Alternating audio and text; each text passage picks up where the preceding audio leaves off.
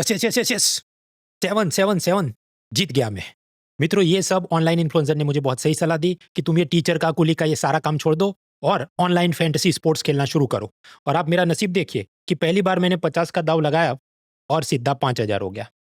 तो अब तो मैं अपनी जिंदगी की पूरी कमाई इसमें लगा देता हूं और दूसरी बार दोबारा खेलता हूं।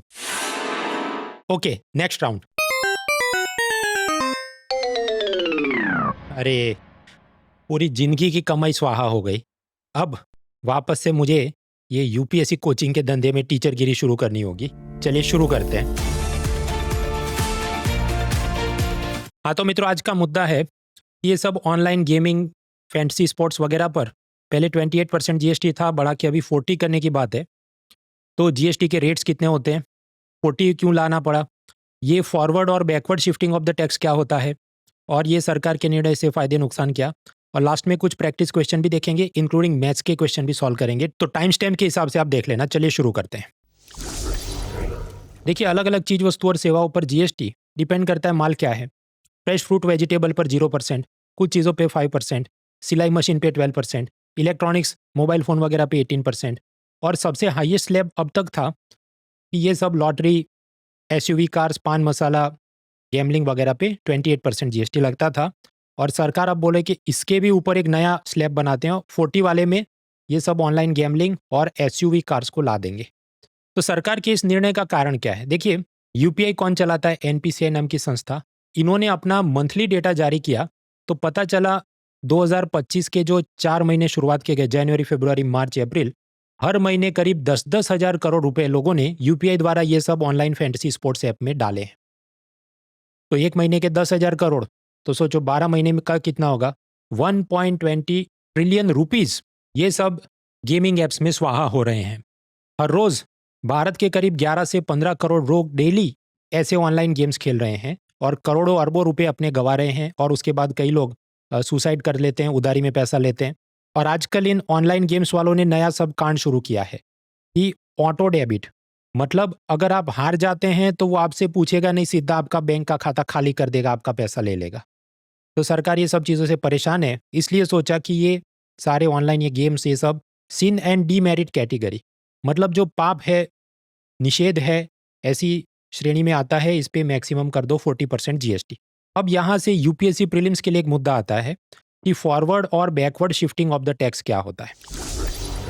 देखिए, जब भी ऐसा आप कोई ऑनलाइन गेम खेल रहे हैं, मान लीजिए आपने 100 रुपया लगाया, तो असल में उसमें आपका दाव समझो 80 रुपीज़ का होगा, और जो ऐप आपको खिलवा रहा है उसकी प्लेटफॉर्म फीस हो सकती है 20 रुपीज़। तो जीएसटी किस पे लगता है? तो जीएसटी इस पूरी रकम पे 100 रुपये पे लगता है।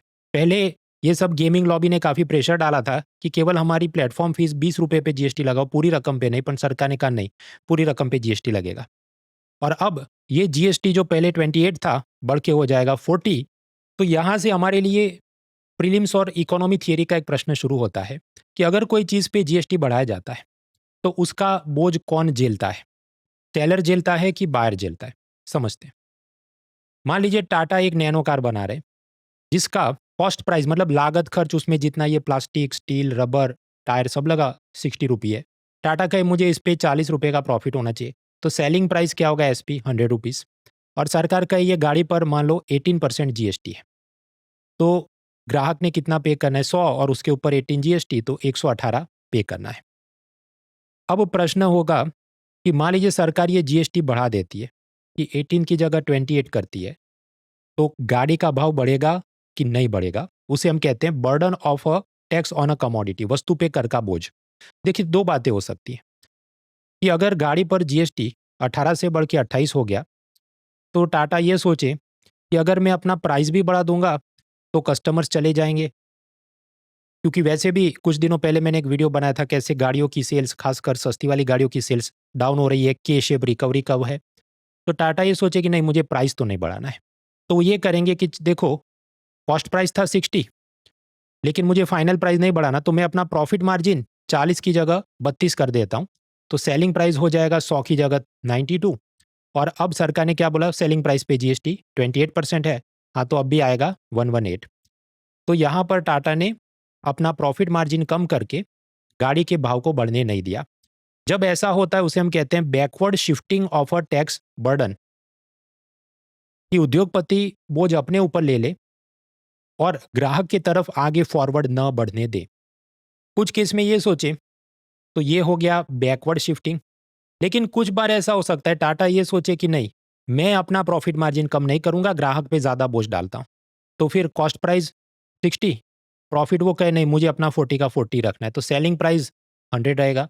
और सरकार ने क्या बोला, जीएसटी 18 से बढ़ा के हम 28 कर रहे हैं, तो अब 100 के ऊपर 28 मतलब कितना, 128 हो जाएगा, किस पे, ग्राहक पे, उसका सैड इमोजी हो जाएगा।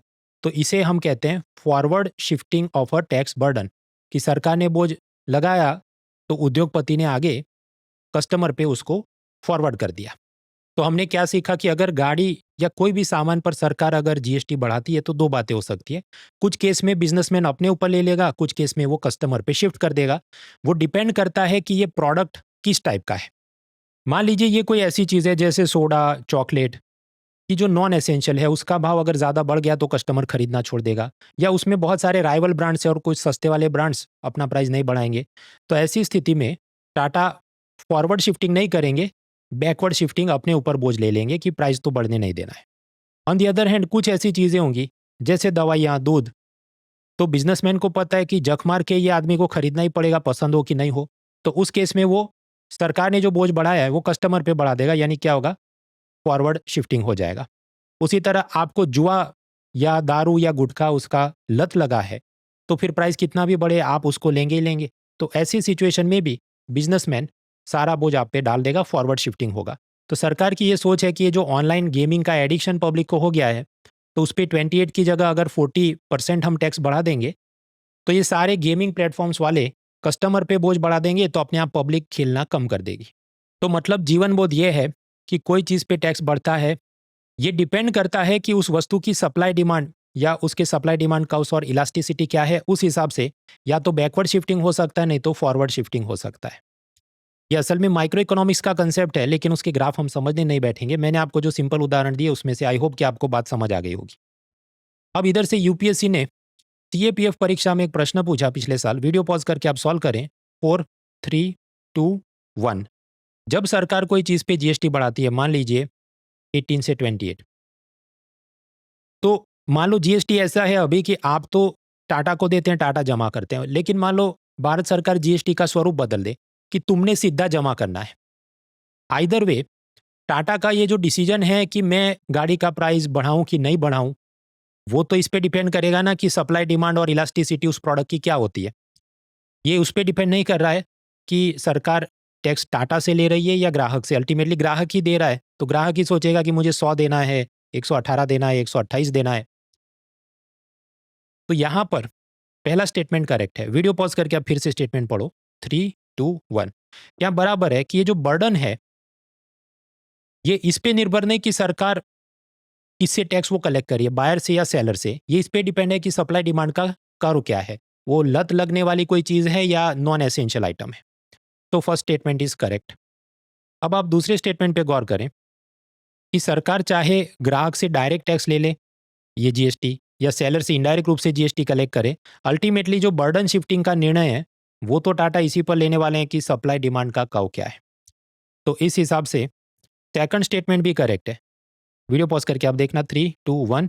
Yes, burden of a tax on a commodity depends on the slope of the supply demand curves. ये कैसे कर्व बनते हैं वो मैं पढ़ा नहीं रहा हूँ, क्योंकि माइक्रो इकोनॉमिक्स इतना नॉर्मली आईएएस परीक्षा में नहीं पूछते, तो सीएपीएफ है तो वहां पर थोड़ा पूछते रहते हैं।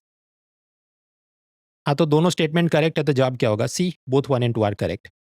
अभी पिछले साल ये 2024 का पेपर हुआ था, यानी लगभग 11 महीने पहले मैंने इसके आंसर की का वीडियो बनाया था, तब भी मैं अपनी बात पे कायम था कि इसका जवाब सी होना चाहिए। लेकिन कुछ लोग उसमें काफ़ी झंडा उठा रहे थे कि नहीं इसमें ये नहीं और वो होगा, क्योंकि वो चैट जीपीटी को पूछने चले जाते हैं। ये मैं देखता हूँ आजकल बच्चों में एक खराब आदत ये है कि उनका जवाब गलत हो जाए तो टीचर का नहीं सुनेंगे, वो चैट जीपीटी को पूछने जाएंगे और फिर चैट जीपीटी जो तर्क दे उस हिसाब से टीचर के साथ वापस दलील करने आ जाएंगे। तो मैं तो तब भी कायम था और अब भी कायम हूँ कि भाई इसका जवाब सी होना चाहिए। खैर यूपीएससी ने आंसर की रिलीज़ की। हाँ, तो सीरीज ये था क्वेश्चन 98, तो 98 का क्या है, सी। तो यानी शिक्षक की जीत हुई, चैट जीपीटी की हार हुई। इसलिए आपको सलाह है मेरे मित्रों, कि अनुभवी शिक्षकों से पढ़िए, चैट जीपीटी से नहीं, शेरो शायरी करने वालों से नहीं, व्लॉगर्स, इन्फ्लुएंसर से नहीं, और ऐसे किसी भी व्यक्ति से नहीं जिसको आपको लगे कि ये पावर पॉइंट खुद की मेहनत से नहीं बना रहा है, चैट जीपीटी से कट पेस्ट मार के ही हमको ज्ञान दे रहा है, वरना कॉम्पिटिटिव एग्जाम में कल्याण हो नहीं सकता। और अभी इस आज़ादी ऑफर के अवसर पे यूपीएससी का हमारा पूरा सब्सक्रिप्शन केवल 17,999 पे अवेलेबल है, जिसमें प्रीलिम्स में जीएस सीसेट सब कुछ तैयारी करवाई जाती है। तो जल्द से जल्द इसका आप लाभ उठाइए। मित्रों, इस आने वाले आज़ादी के पर्व पर अनअकैडमी लेके आया है free UPSC mains residential programme. यानी कि अब अगर आप अनअकैडमी का यूपीएससी सब्सक्रिप्शन 2 साल या उससे ज़्यादा के लिए लेते हैं, अगर आप कॉलेज में हैं अभी से तैयारी करनी है, तो हम आपको ऑनलाइन क्लासरूम प्रोग्राम में प्रीलिम्स मेंस जीएस सीसेट सब पढ़ाएंगे ही। और उसके बाद जब आप प्रीलिम्स क्लियर करते हैं और आपकी इच्छा है कि मुझे एक्स्ट्रा प्रिपरेशन और माहौल के लिए दिल्ली जाना है, तो दिल्ली में आपके हॉस्टल रहने खाने की सुविधा के साथ अनअकैडमी आपकी प्रिपरेशन वहाँ पर भी जारी रखेगी, जो बिल्कुल फ्री होगा। यानी इस यूपीएससी मेंस रेसिडेंशियल प्रोग्राम में आपको lodging boarding facility, mains test series with evaluation, strategic mentorship और साथ ही साथ ऑफलाइन क्लासरूम में डेडिकेटेड सब्जेक्ट वाइज क्लासेस सब कुछ मिलेगा। अब अगर आप एक सिंपल कैलकुलेशन करें तो दिल्ली में खुद से रहने खाने हॉस्टल लाइब्रेरी का खर्चा ही महीने का 25,000 आ जाता है। उसके मुकाबले ये आप सब्सक्रिप्शन से जुड़ते हैं तो 2 साल तक की आपकी कोचिंग और उसके ऊपर ये सारी रहने खाने की सुविधा प्रीलिम पास करने पर, तो हिसाब बैठेगा करीब 24,999। तो ऐसे ही अनअकैडमी के सारे प्रोग्राम्स हैं। शुरुआत होती है प्लस प्रोग्राम, जो बेसिक प्लान है जिसमें आपको जीएस सीसेट प्रीलिम्स मेंस पढ़ाया जाता है। अगर आपको उसके ऊपर मेंटरशिप प्रिंटेड बुक्स आदि चाहिए तो आपके लिए आइकॉनिक प्रोग्राम है। इसमें कौन सी किताबें मिलती हैं तो लिस्ट आपके स्क्रीन पर है। और आइकॉनिक के ऊपर आपको ऑप्शनल सब्जेक्ट की भी कोचिंग चाहिए तो ये सारे सब्जेक्ट हम आपको ऑफर कर रहे हैं। उस पूरे पैकेज को कहा जाता है कॉम्बो। तो प्लस आइकॉनिक कॉम्बो आप अपनी रिक्वायरमेंट के हिसाब से जुड़ सकते हैं। और अनअकैडमी के ये अलग अलग प्रोग्राम्स का फायदा उठाकर पिछले साल 8080 से ज़्यादा लर्नर्स ने यूपीएससी क्रैक किया था। और इसमें अगर हम मॉक इंटरव्यू वाले विद्यार्थी जोड़ दें तो ये नंबर और ज़्यादा बढ़ जाता है। तो देर ना करें, जितना जल्दी जुड़ेंगे तो आपका सिलेबस जितना जल्दी कंप्लीट होगा तो आप mains answer writing, mock test, revision ये सब कर पाएंगे। और इंडिपेंडेंस डे ऑफर के तहत ये सारे प्रोग्राम्स आपको अवेलेबल हैं at very attractive prices using the discount code mronal.org। चलिए आगे बढ़ते हैं। चलिए नेक्स्ट मुद्दा है कि सरकार के इस निर्णय के फायदे नुकसान क्या है। और अभी एक और एमसीक्यू ट्राई करना है, वो मैथ्स का क्वेश्चन हम देखते हैं। फायदे नुकसान के लिए देखिए, ऑनलाइन गेम्स पर जीएसटी के पहले रेट्स अलग थे कि जैसे अगर आप चेस खेल रहे हैं तो ये जुआ नहीं है, ये तो गेम ऑफ स्किल है, आपके कौशल की परीक्षा है।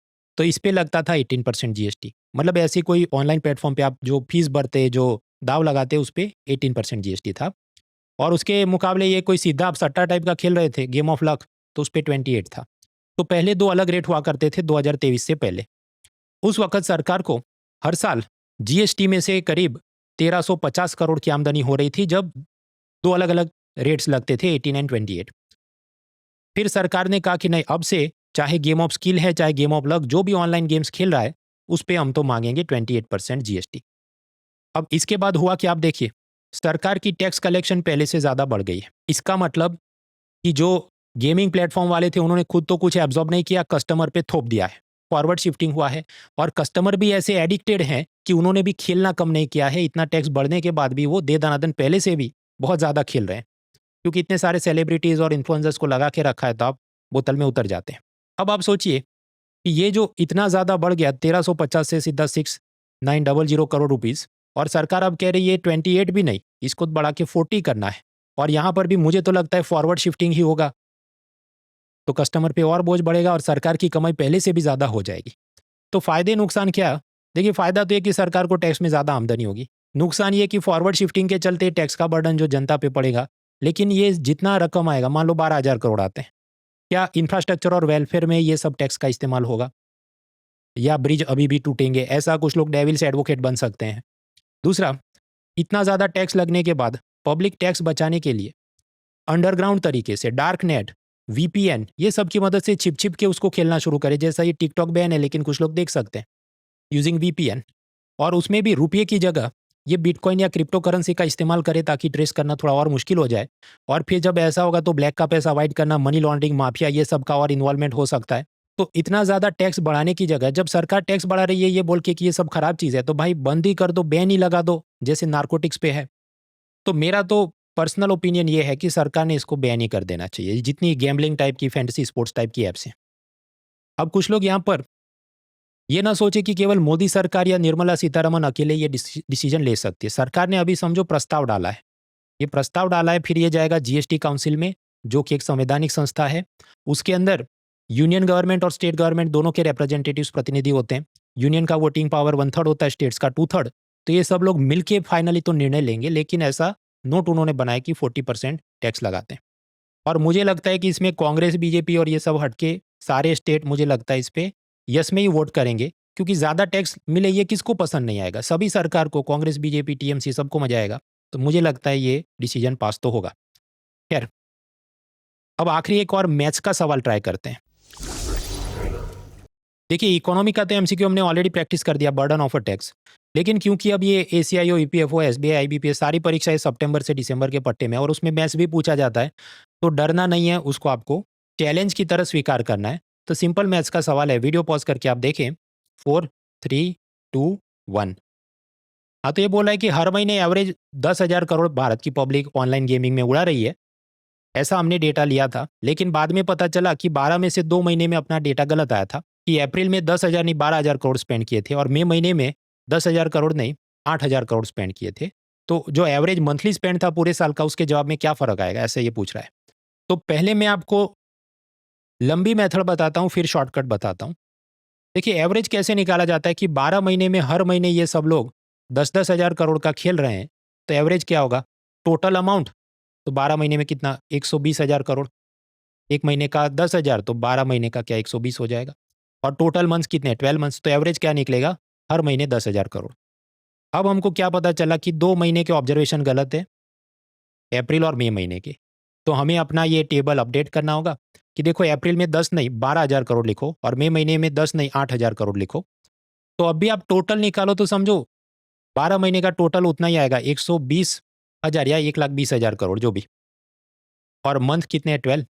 तो डिवाइड करो, जवाब अभी भी 10,000 करोड़ ही आना है एवरेज। क्योंकि आप समझो एवरेज चेंज क्यों नहीं हुआ कि यहाँ पर अगर +2 बढ़ गया तो सामने मई महीने में 10 की जगह 8, मतलब -2 कम हो गया ना, इस कारण से एवरेज चेंज नहीं हुआ, क्योंकि प्लस माइनस कैंसिल हो गया। तो इससे हम शॉर्टकट भी निकाल सकते हैं कि देखिए, नॉर्मल हर महीने में 10,000 करोड़ पब्लिक स्पेंड कर रही थी। अप्रैल महीने में 2,000 करोड़ ज़्यादा 12,000 करोड़ स्पेंड किए और मई महीने में 2,000 करोड़ कम, मतलब 8,000 करोड़ स्पेंड किए। तो +2 -2 इसके चलते ये जो बहती धारा है, इसमें क्या चेंज आएगा भाई? ऊपर प्लस नीचे माइनस, तो जवाब आ जाएगा 0। इस कारण से एवरेज बदलेगा नहीं, जो पहले भी 10,000 करोड़ था बाद में भी 10,000 करोड़ ही रहेगा। तो ये हुआ शॉर्टकट। तो अपना जवाब क्या आएगा? B, 10,000 crore will be the new average.